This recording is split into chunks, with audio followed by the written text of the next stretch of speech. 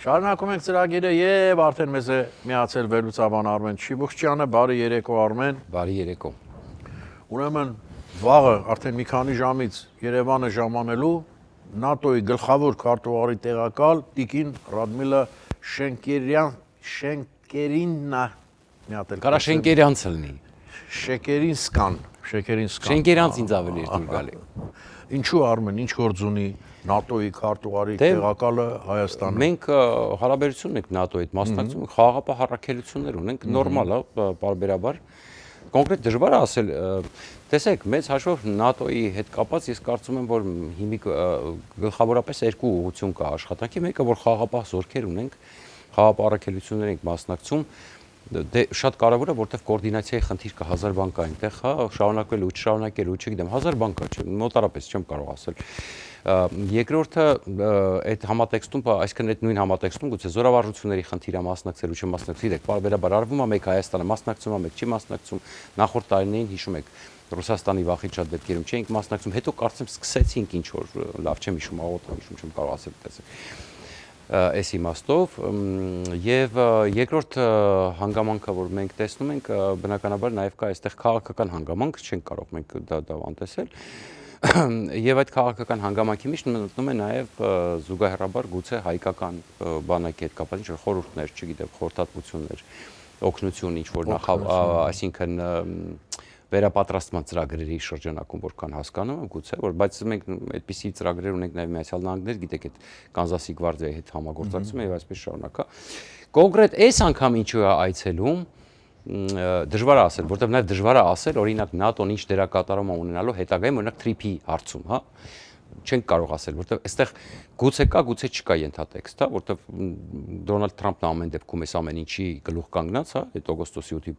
պայմանագրի հետ կապված, սա պետք է հետագայում հասկանալ, պարզել, ասենք,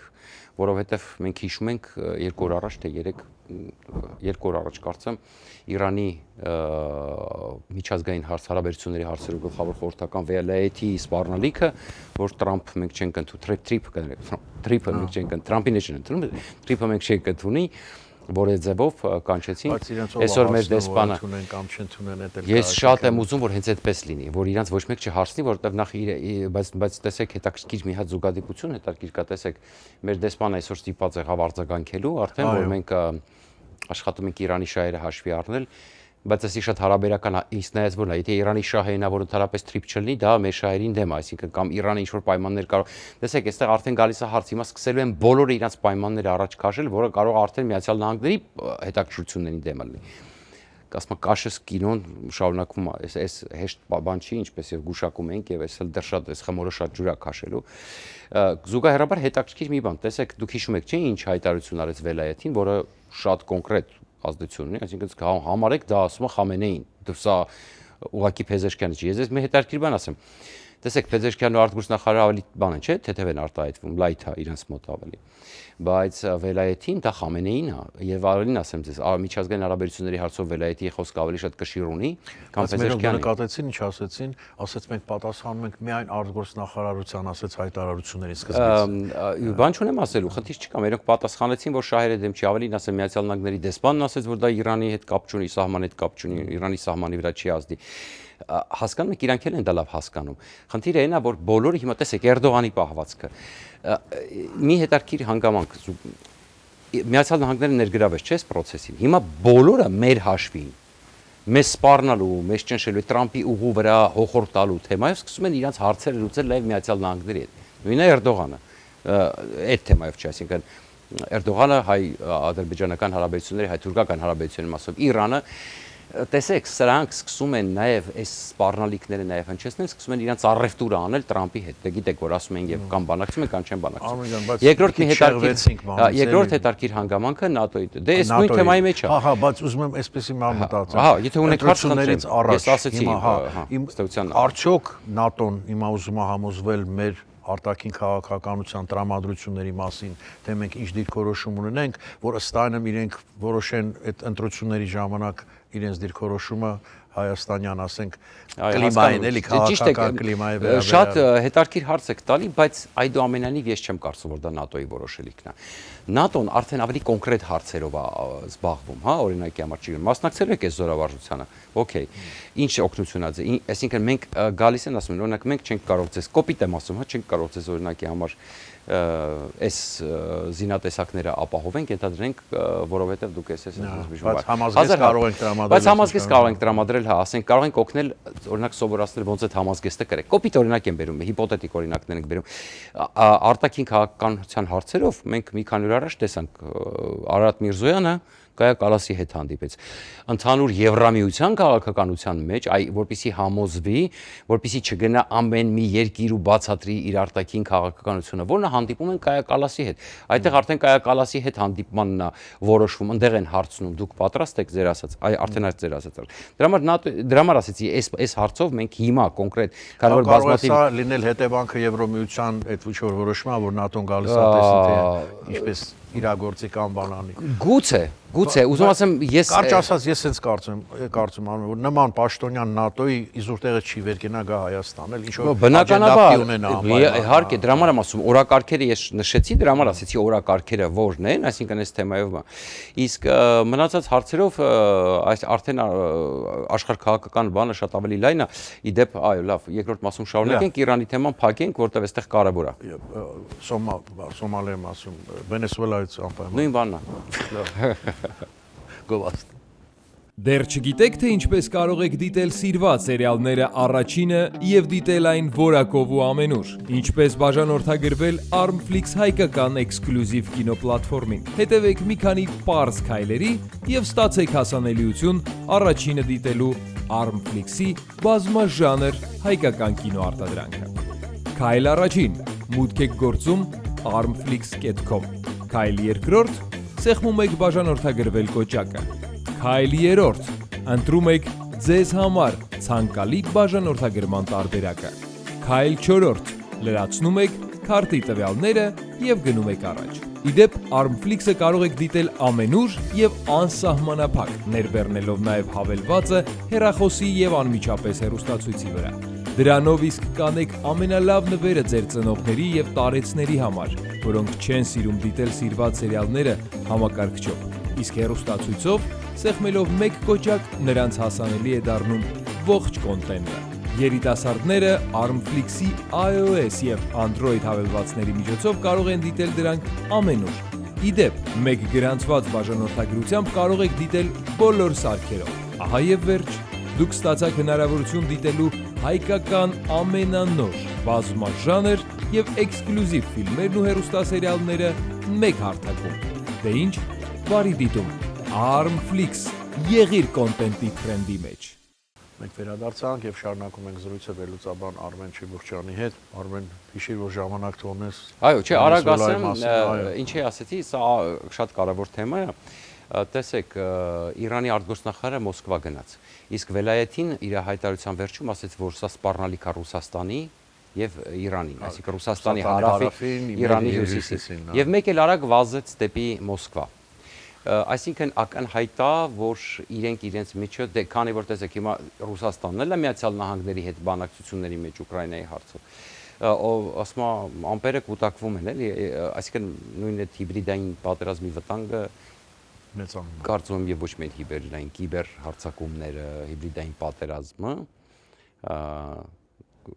լուրջ սպառնալիք են դառնում, այո, լուրջ սպառնալիք են դառնում ընտրություններից առաջ։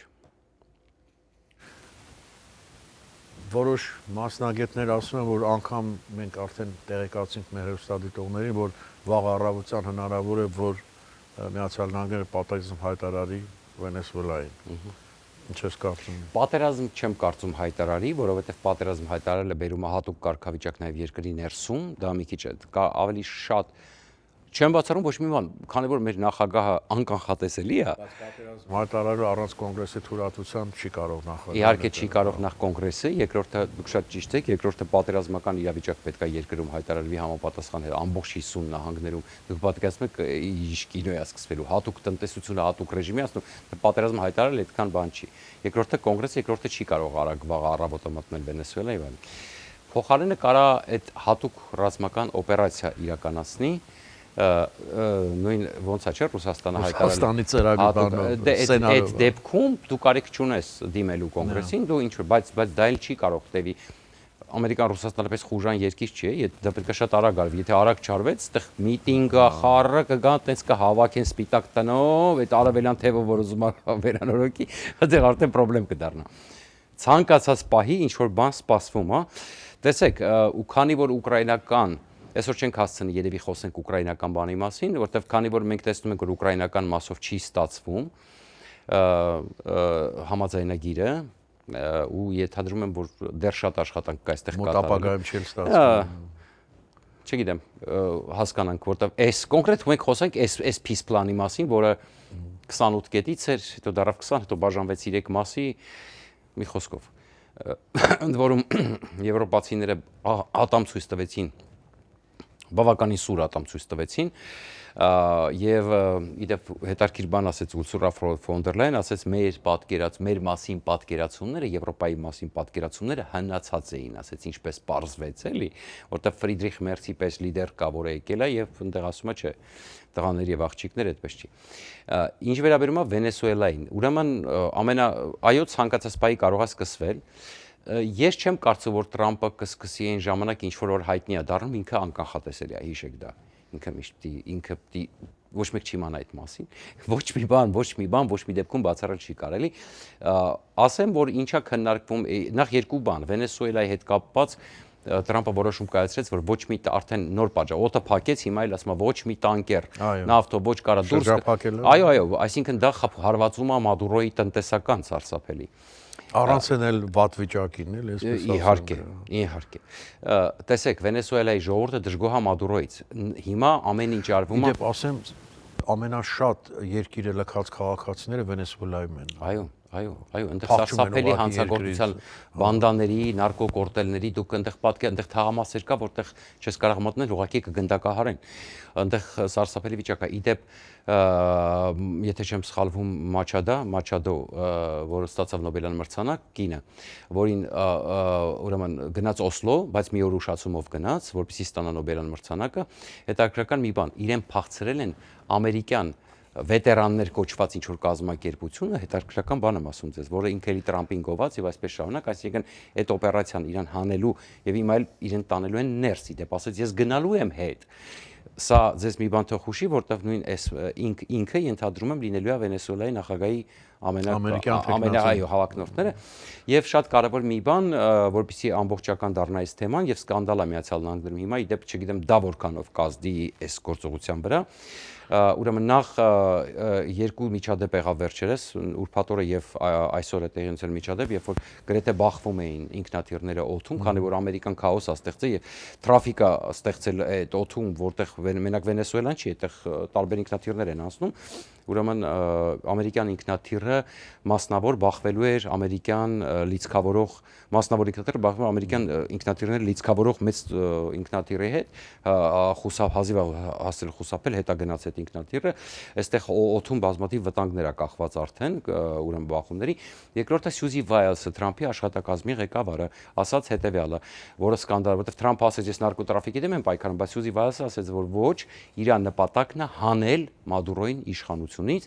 եւ ամենաուղի խոսող կինն է այդ ամբողջ որում այո սկանդալ առաջացրել դա ընդհանրապես մեծ թեմա է տարբեր թեմաներով եթե հասցնենք այս շաբաթ խոսենք մի երկու բաներ ասել շատ կարեւոր պետք է ասել բայց այստեղ մի կարեւոր բան ու ավարտենք թողարկումը Սյուզի Վայլսը ասել է որ այս ամեն ինչը կտևի այնքան ոնց էր ասել until Maduro cries uncle այդ արտահայտությունը cries uncle միջև ասում են օրին գցեն միջև հանձնվի հասկանում եք եւ ընդ որում ինքը ասել է համոզված է որ դա լինելու է հետարքիր բան հումորով ավարտենք կներեք էլի շատ ժողովրդական բարգա չի ասա միջև էշին քերի կկանչի Այդ շատ լավ էր դեպի մոտ։ Այդ cries uncle-ը ամերիկյան ձևը մոտավորապես նույն այդ բանն է, էլի կներեք այդ արտահայտության, բայց նույն բանն է ստացվում, էլի, այսինքն ամերիկյան ֆրազա է, որը նույն համարժեք է, էլի դրան։ Շնորհակալություն Արմեն։ Ես եմ շնորհակալ։ Այսօր այսքանը, կհանդիպենք վաղը, միշտ տեսություն։ Հաջողություն։ ARTN լուրերի հովանավորն է FIBI ընկերությունը։